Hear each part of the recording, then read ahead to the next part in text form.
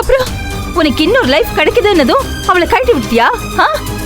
Photo video நீ அமிச்ச voice note எல்லாமே இருக்கு. அந்த பொண்ணு பாவம், அவளா காட்டல, நானா கேட்டதுனால அந்த பொண்ணு காட்டுச்சு. ஓஹோ, கேட்ட உடனே காட்டிட்டாளா அவ? ஏய், என்ன எல்லாம் பிளான் பண்ணி அடிக்கிறியா? என்ன பண்ணுவ? என்ன பிளாக்மெயில் பண்றியா? என்னடி?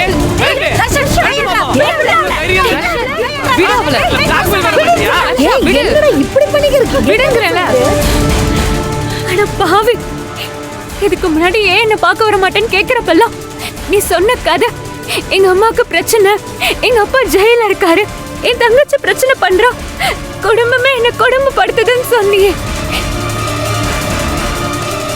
அந்த கஷ்டத்துலதான் நீ இப்படி நடந்துக்கிறேன்னு நினைச்சேன். அதை நான் நம்பினேன்.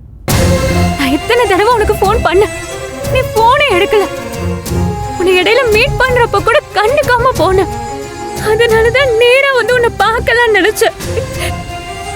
ஆனா இங்க வந்து பாக்குறப்பதான் தெரியுது நீ எவ்வளவு மோசமான ஆளுன்னு.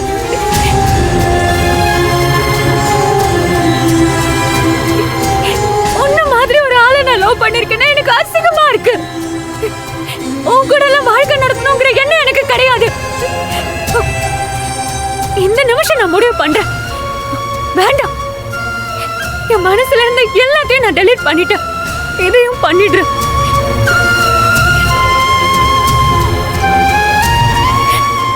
என்ன பண்றீங்க நீங்க? வேண்டாம். ஐயோ, எல்லாத்தையும் டெலீட் பண்ணிட்டேன். ஏய் பைத்தியமா நீ? டெலீட் பண்ணிட்டா எப்படி? இவன மாதிரி அயக்க பேருக்கு தண்டனை வேணாம். இப்படியா செய்வாங்க? தர்ஷினி, உன்ன மாதிரி எனக்கு பேச தெரியல, உன்ன மாதிரி எனக்கு தைரியம் கிடையாது. நான் ரொம்ப